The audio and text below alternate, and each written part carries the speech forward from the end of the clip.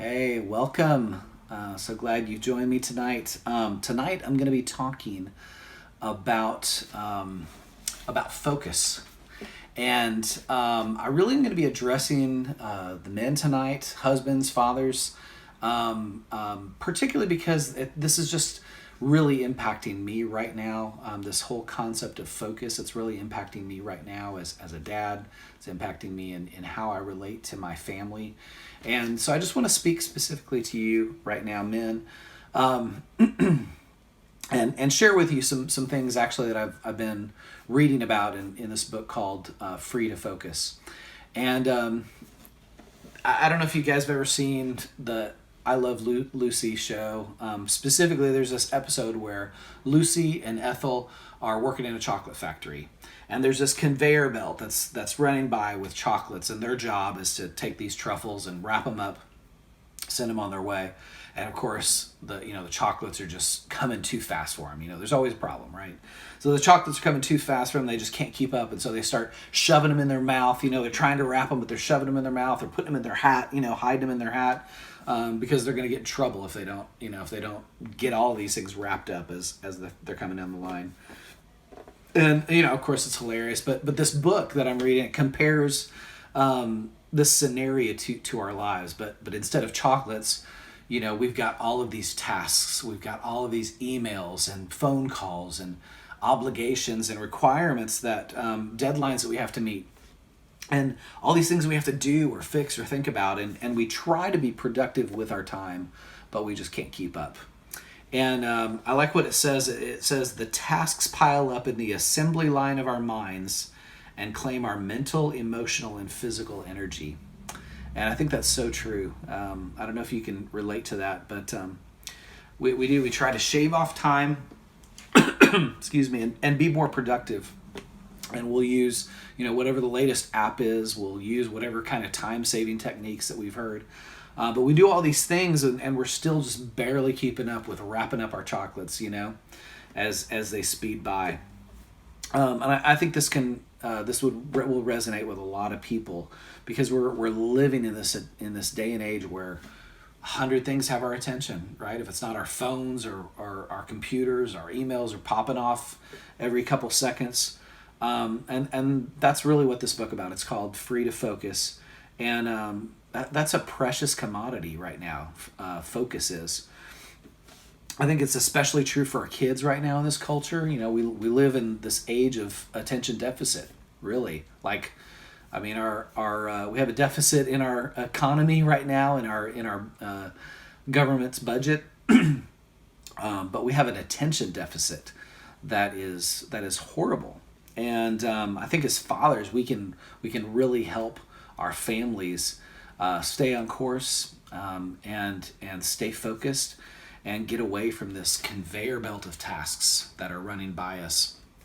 And we can do that through modeling good behavior in this area, and we can also coach our families in this some.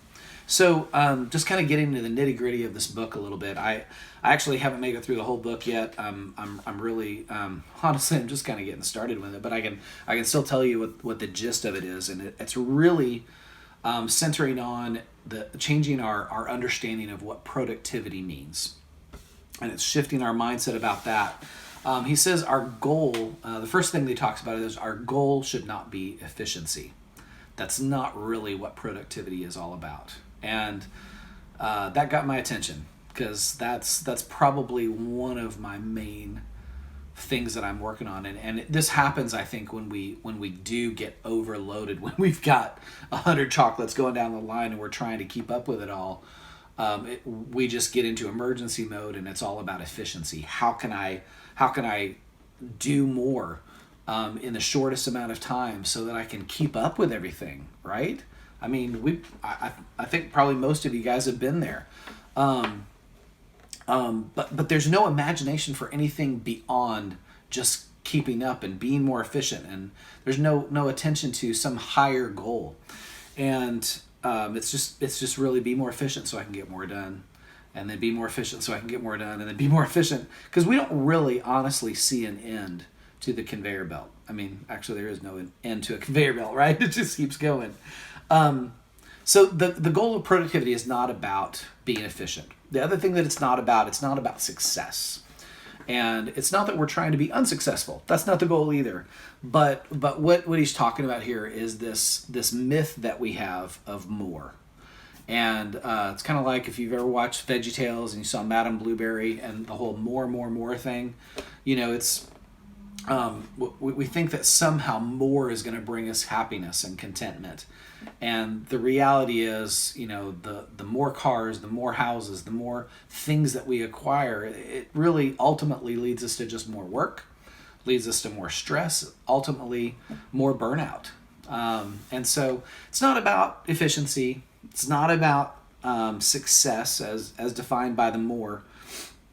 So what is the goal? The goal is actually freedom.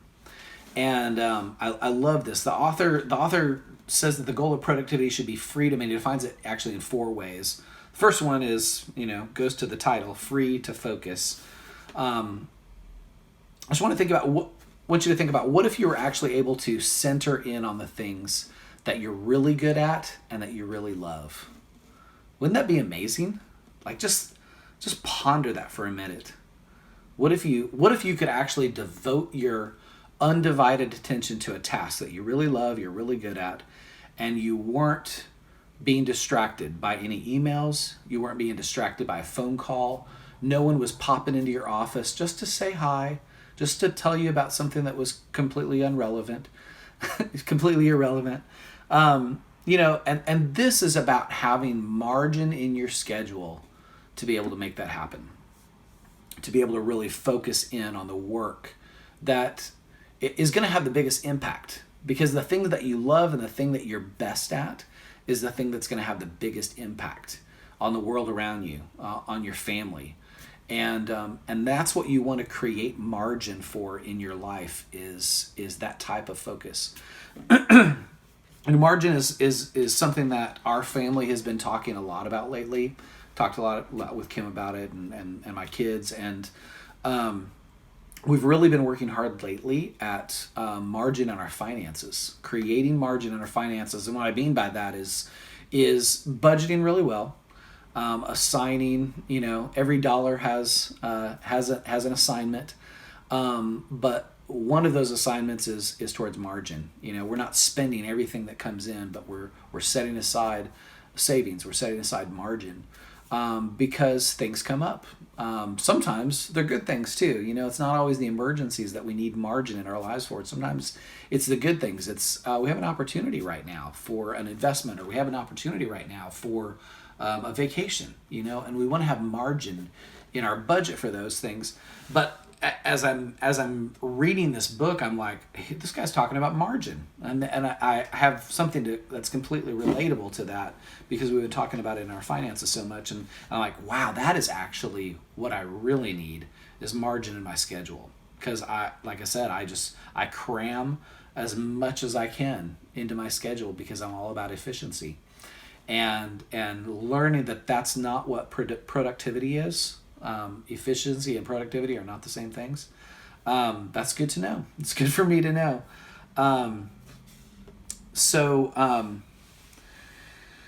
This kind of leads us into the second thing that he talks about, is that productivity should free us to be present.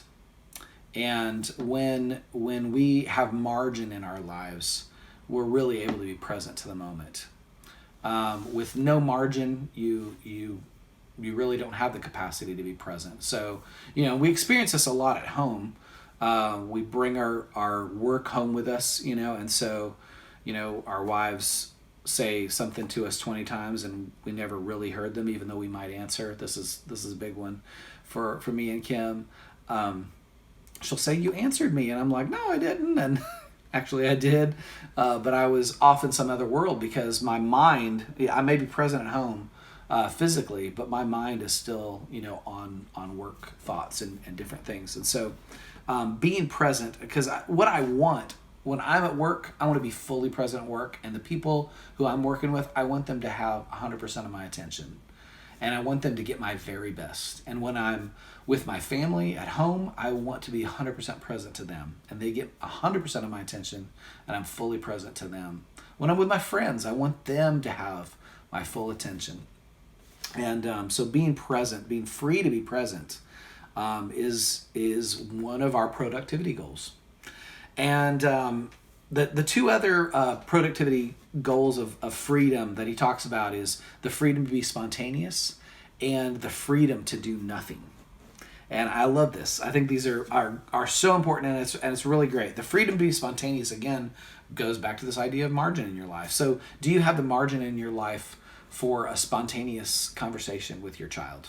I work at home a lot, and so my kids will pop in and will ask me a question. And honestly, some of the best conversations that we can have with our kids are those spontaneous moments. Because when the Lord gives them that urge or that courage to bring up a subject maybe they don't want to talk about or is just challenging, we need to have the margin in our schedule to allow for that.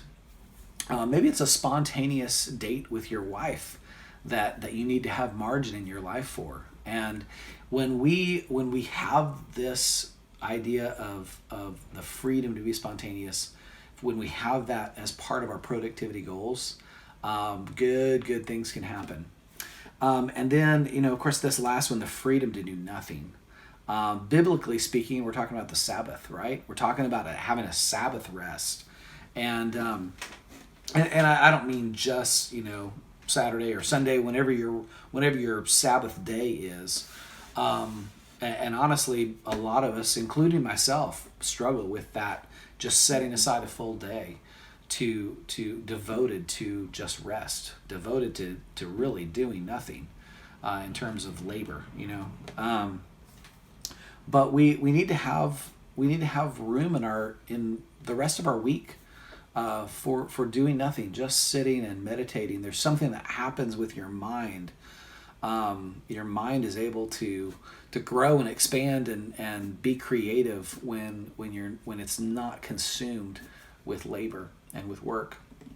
And they're actually, science and statistics are backing this up, and they're actually finding, things like there's companies that are experimenting with 6-hour workdays and finding that their employees are getting more done in 6 hours than they were in 8 hours.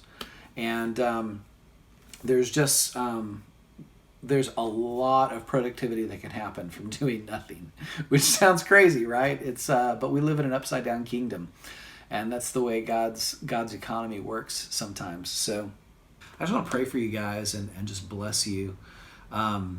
Lord, I thank you for every person watching right now, and I want to ask especially for the husbands and the fathers right now, just as they struggle through this idea of productivity and finding success in accomplishment, that you would reshape and restructure the way they approach their task list for the day, the way they approach their appointments and the things that are set before them on this conveyor belt of tasks that come down the line.